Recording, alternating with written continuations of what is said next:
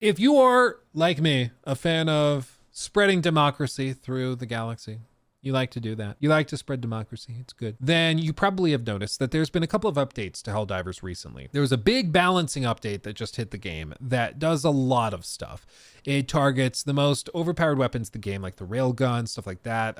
There's all sorts of changes to armor piercing stats, to how big your magazines are, how many magazines you have, things like that to try and balance the game. And the ultimate goal is to try and get it so every weapon, every loadout is viable, and they want players who like to play with shotguns to play with the shotguns, people who like to use the like sniper rifle to be able to use that, the machine gun, use that.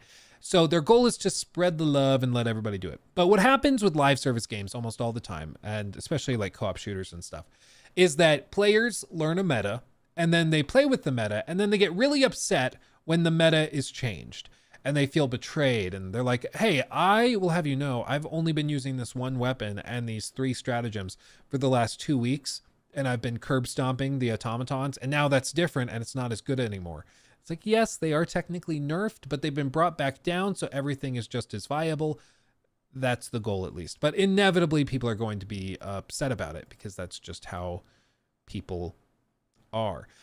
Specifically, as you can see described here, they nerfed the breaker, railgun, shield generator, backpack, which were considered essential to higher difficulty play. And at the same time, though, it does also buff weaker weapons and stratagems.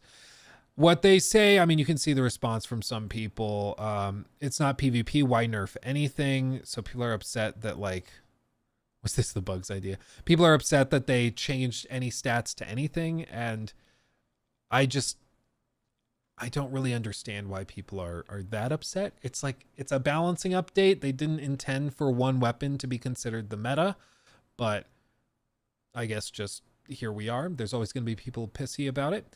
They've also included things like fire tornadoes, meteor showers, mission changes, bug fixes, and all sorts of stuff like that. And they also introduced Patriot exosuits, which are in full production in factories of Tien Quan, ready for development or deployment in the battlefield soon. And people are saying you can already find them out and about in the maps when you go there. Things that they changed, you can see they changed, like they increased the delay before recharging for the backpack, the 380 and 120 millimeter orbital barrages, increased duration of the bombardment, and decreased spread. That's actually a good thing, helps you target it more. It's like, this is a buff, but nobody really talks about that. Punisher, total ammo capacity increased from 40 to 60, increased stagger force, increased damage from 40 per bullet to 45 per bullet. The flamethrower got a huge buff, increased damage per second by 50%. So they buffed a ton of stuff, but all you're going to probably hear in like the comment sections, except for a few select people, are going to be complaints that the meta was changed, because some people just got used to playing the game in a very particular way, and now that's probably shifted and changed, and they're throwing a fit about it. Do I think this has any significant impact on like player counts or anything? I don't think so. I mean, I can't imagine it does. Already, like, you can see the 24-hour peak still at 363,000. 225,000 are in the game right now in the middle of a work day in the US. So my guess is that it's going to continue going along. This weekend, they're probably going to be about 400 something thousand in the game trying out exosuits.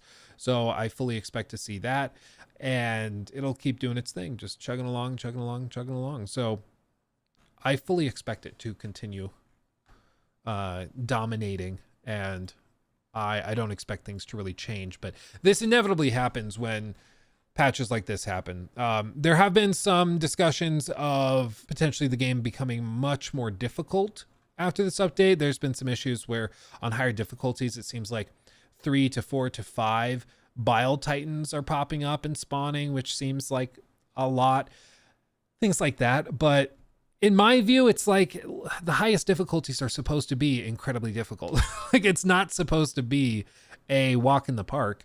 And so why would we pretend so? You know, why would we pretend that it should be easy to do? Like level 8, level 9, that should be damn near impossible unless you're like a god among men, but still. One thing I'll bring is that the devs admitted the enemy spawn rate needs looking at. I didn't use the railgun, but hard feels like Helldiver after the patch. Yeah, I'm going to jump in. I'm going to try it after this patch now. But I think the spawn rates are one thing that are very valid to bring up, especially how quickly the spawn rate or the spawns trigger once you land. Because I actually saw a few clips of it, but there were clips that were going around after the patch went live of people trying to load in.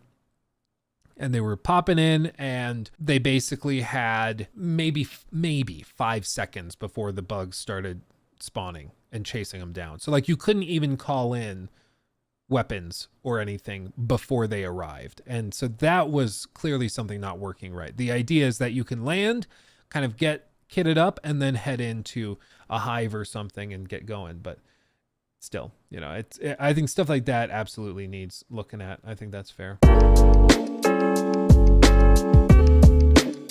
He took my thing.